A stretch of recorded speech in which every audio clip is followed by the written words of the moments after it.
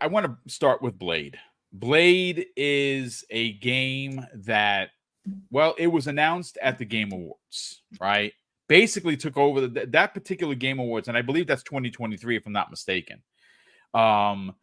They were, as much as a lot of people don't want to admit it, Xbox ruled the roost, and certainly the conversation during the Game Awards 2023. I expect that they're going to once again take over the Game Awards this year.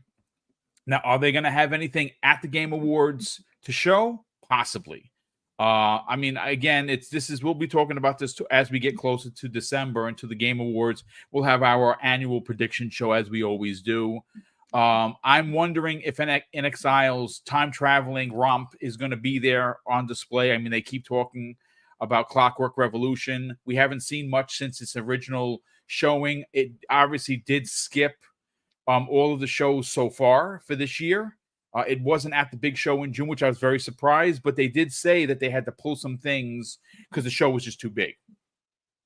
So maybe we do get a reveal of that during the Game Awards. That would be pretty dope because, again, they're openly talking about it almost every other. I mean, again, that whoever runs the social media for NXIL are legendary goats. They just goat them right now because they're hilarious. So I'm very much looking forward to see what's going to happen there. But Blade, for me, is first of all, Blade is on the tips of everyone's tongues or minds now, thanks to, and again, spoiler warnings, folks. I'm going to give you 5 seconds to kind of close your ears because we're going to talk about something that particularly happened in Deadpool and Wolverine. If you don't want to hear it, here's your opportunity. If you haven't seen the film yet, plug your ears, silence the podcast because a massive spoiler. I'm just giving you the heads up right now. If you missed it, I've seen Blade. I have seen Deadpool and Wolverine 3 times. I bought it digitally. I'm going to buy it physically because usually the physical ones come with a little bit more extra stuff on the back end. I love that film. I think that it really does. It's a love letter to anything and everything of Marvel and Fox. And even though I wanted more cameos, we got a ton. And those cameos, again, I'm a big nerd, so I listen to podcasts not only for video games, but for comics and for comic movies as well. I listen to the Den of Nerds. Josh, I love you, brother. That guy is amazing. And, of course, Charlie from Emergency Awesome, another absolutely fantastic YouTuber that you should follow. And, well, Blade was as one of the big cameos. And that's Wesley Snipes came back as Blade. Now, we've heard a lot of some of the behind-the-scenes stuff during Blade 3 that Ryan Reynolds and him didn't get along. That hatchet was buried thanks to Ryan Reynolds reaching out to him after 20 years and saying, hey, this is what we want to do. We want to bring you back. And it's made so much money. It's the 7th highest grossing comic book film of all time. It is the highest grossing rated R film of all time. And that obviously gives Ryan Reynolds a lot of clout. And again, we're hearing that Wesley Snipes is going to be coming back as Blade once again. So obviously that we transition that, Fuzzy, into, well, Blade. Now, Blade is a game that is coming out. It's being made by Arkane Leon.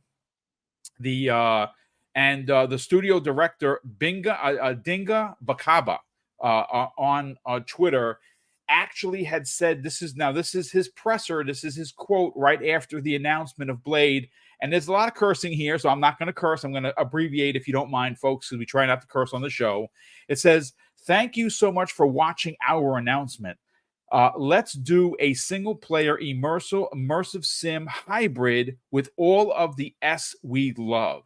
Okay, let's make it a Blade game in third person in our own crazy version of Paris, or our version of Paris. And someone, as someone, somehow this fever dream effing happens. This is surreal.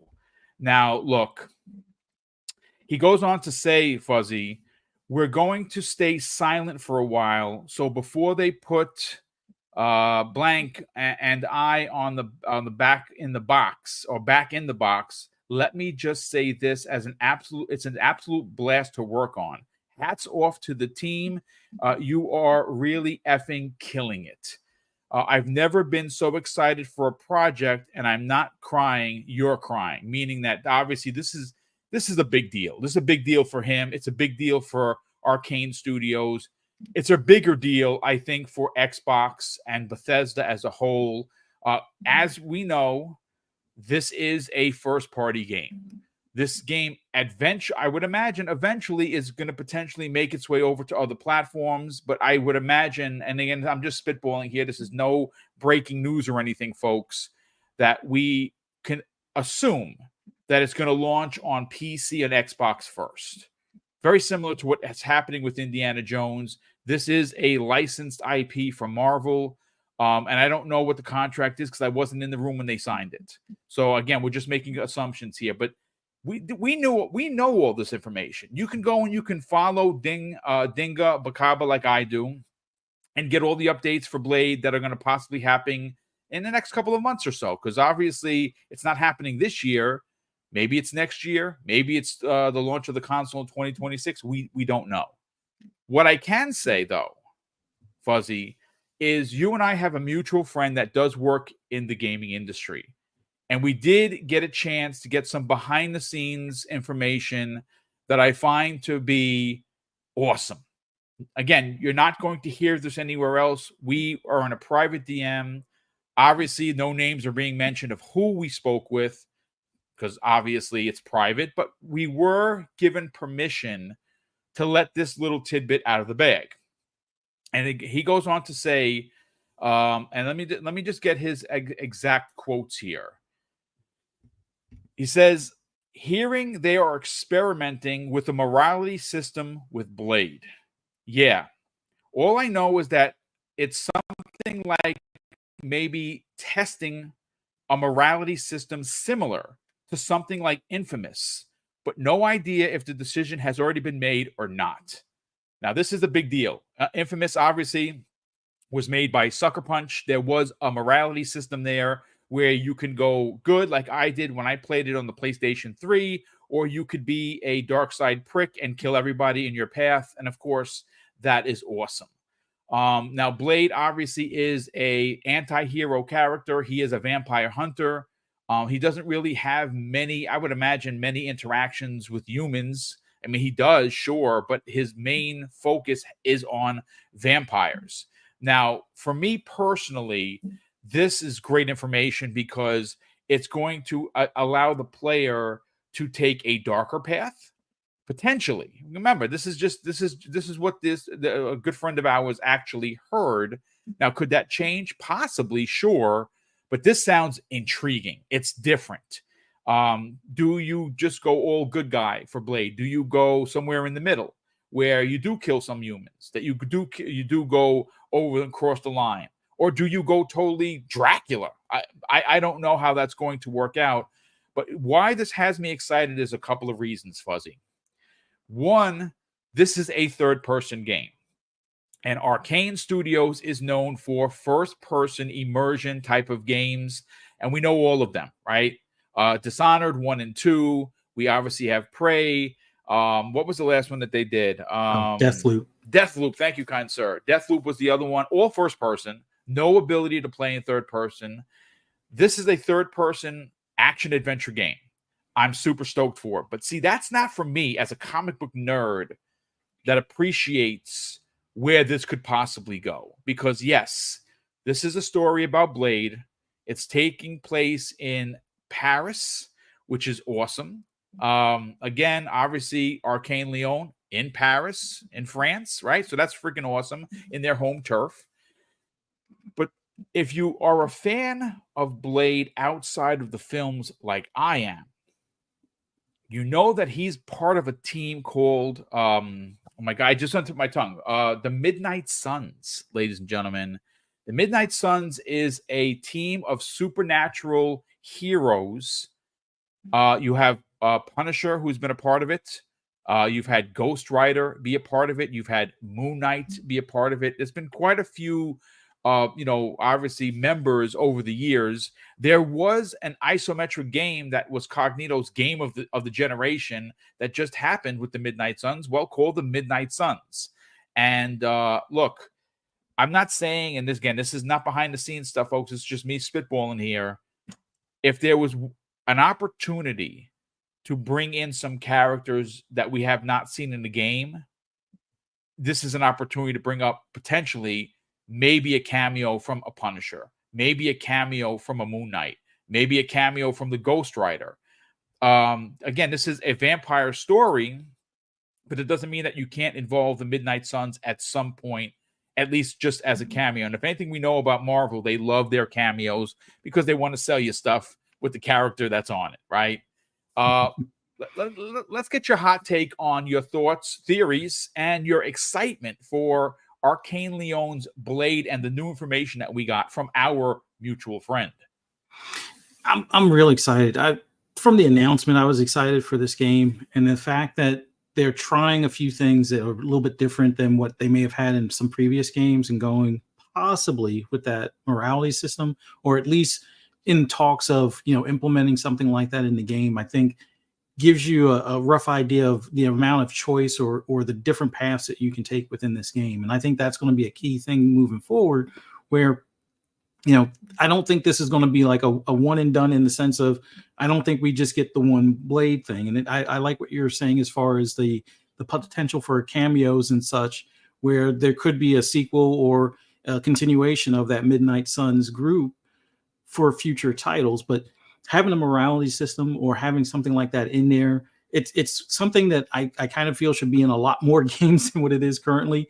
Same thing with like the Nemesis system to some extent, but that gives you, the player, the opportunity to kind of live out your fantasy as Blade in an RPG like sense to some extent, without it having to be a true RPG. I know a lot of people try to say that, oh, well, Spider-Man's an RPG and so forth. Action RPG, I'll give you that type of thing. But for the most part, having those types of choices that could affect the ending or affect the power-ups or different weapons and abilities you may have. You cross somebody, now you might have somebody that's always trying to hunt you from the vampire side type of thing. So it definitely throws a nice mix into the game, something that's going to be a little bit different than what we've seen, from Xbox studios, or just a lot of studios in general at the current moment in that new game. But fingers crossed we see this before this generation ends, or even if it's like a cross gen, you have your series consoles, they'll play it awesome, and whatever the next Xbox is, maybe even the handheld, so that way you can take it on the go. I can't wait till this game is in my hands ready to play. But that tidbit on the morality system, I think that's a good insight into what they're thinking about this and where they may take this, and I'm all for it. Yeah, I mean, listen, again, we don't have much information. Now, the story that I originally pulled, let me see if I can find it over here. Now, this, again, of course, I want to give credit is due. GamesRadar.com. This was written May 10th. So this was written just last couple of months ago. And it was written by Sam Loveridge of the site. Now, I don't know Sam's work, but obviously I saw the article. This is the one I pulled. And, of course, we give credit where credit is due. And it says, Marvel's Blade, everything we know so far. And again, a lot of the information that we've already discussed is here. But of course, I want to, if I pull the article, I want to take time to at least read it and give credit where credit is due. It says Marvel's Blade was one of the big surprise announcements at the Game Awards 2023. And oh boy, did it go down well. In development at Arcane's Leon Studios, and of course, these are the makers of Dishonored and Deathloop fame.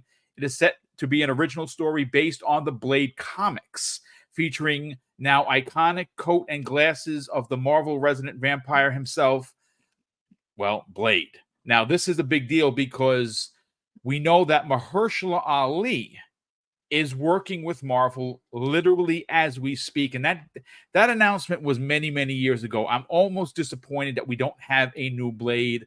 They've had multiple directors. They've had multiple people that have written the scripts and left. Unfortunately, the tale is a bit in limbo. Now, with Mahershala Ali involved, I think they're going to get this done. It was a big announcement. He is an Academy Award winner. One of my favorite films that he was in was The Green Book.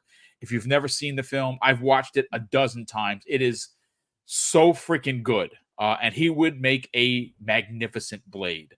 But I mean, there's no doubt that Wesley Snipes is the OG, and I think a lot of people, including myself, could give Wesley a tremendous amount of props because it's his Blade films that I think honestly set it off for comic book movies as we know it. I think that he's one of the originators, and I'd love to see him come back, and I think he is going to come back in a big way, whether that's in Secret Wars or some sort of his own solo film would be dope as well.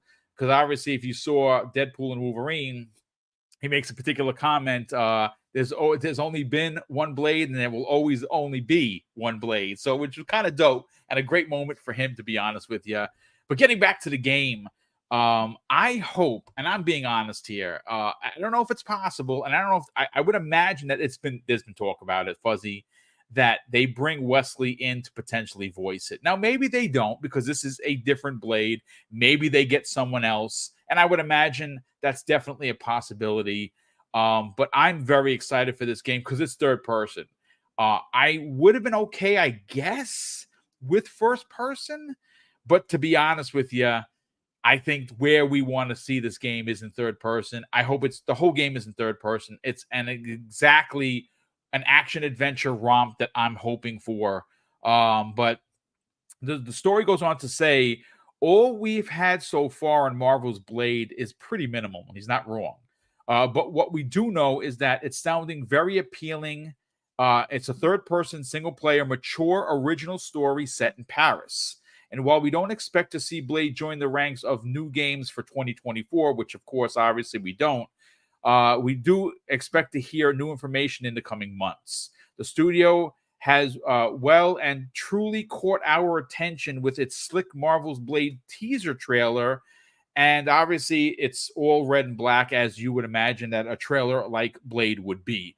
It's just here. Finally, for now, we'll round up everything, what we know about Blades, from the studio behind it to any other information given by Arkane Lyon at this early stage in the development process. And obviously, like Dingo was saying, they went silent. We have not heard much. That's why I wanted to open up the show with this, Fuzzy, because no one has heard anything. They're hard at work. Obviously, this is heavy news. It's from someone, that a good friend of ours that we trust indubitably. This is not from somebody's friend of a friend of a friend.